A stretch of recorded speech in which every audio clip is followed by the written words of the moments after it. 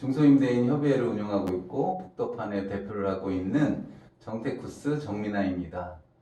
전편에 말씀드린 것처럼 저는 오늘 임대인의 문제를 해결하는 데 있어서 정책 업무가 어떻게 활용될 수 있는지에 대해서 말씀을 드리려고 합니다. 임대인들은 어떤 문제에 많은 관심을 가지고 있을까요?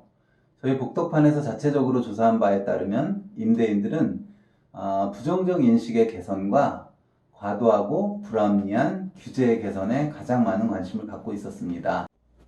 그런데 이러한 임대인에 대한 사회의 부정적인 인식은 올바른 것일까요? 이로 인해 임대인들이 받는 피해는 없을까요?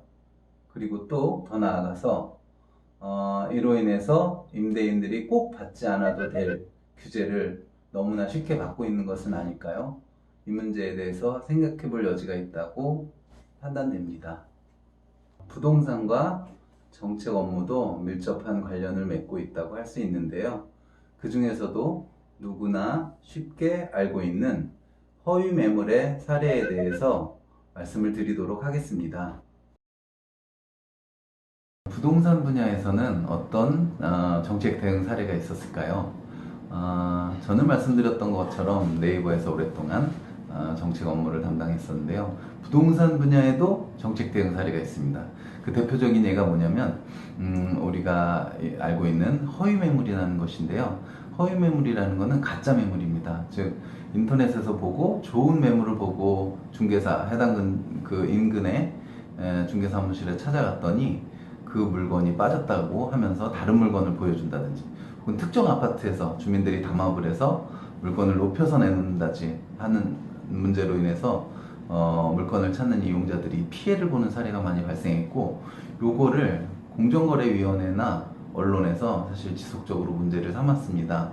그래서 업계에서는 이 문제를 어떻게 대응했냐면 네이버에서 이미 적용하고 있던 현장 확인 매물 서비스라는 것을 업계 전반적으로 적용함으로써 공적 규제를 방어할 수가 있었는데요.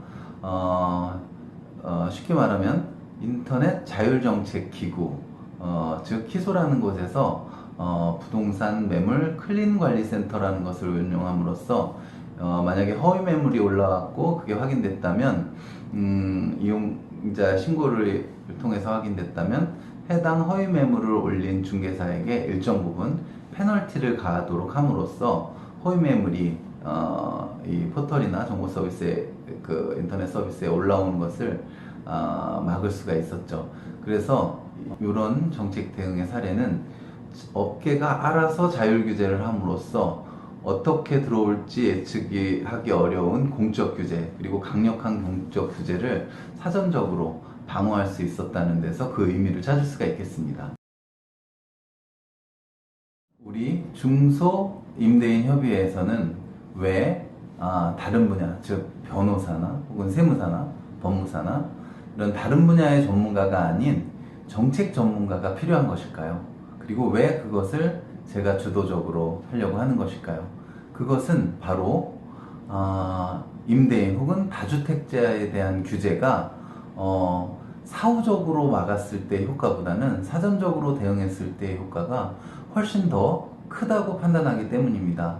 즉 이미 규제가 만들어지고 이게 공표된 후에 사후적으로 청원을 한다거나 문제 제기를 한다던가 했었을 때는 규제의 개선 효과가 사실 거의 없다고 보면 됩니다. 그래서 규제가 만들어지기 전에 임대인들, 특히 중소임대인들이 피해를 볼 수 있는 부분들에 대해서는 뜻을 모으고 적극적으로 의견 개진을 함으로써 과도한 규제, 불합리한 규제가 임대사업자나 다주택자들에게 이렇게 가해지는 것을 막을 수 있다고 생각합니다. 그래서 우리는 중소임대인협의회라는 걸 통해서 그런 공적 규제, 정부의 규제 이런 것을 사전적으로 좀 대응하고 그럼으로써 규제로 인한 피해나 혹은 재산상의 손실 이런 것들을 줄일 수 있을 것입니다.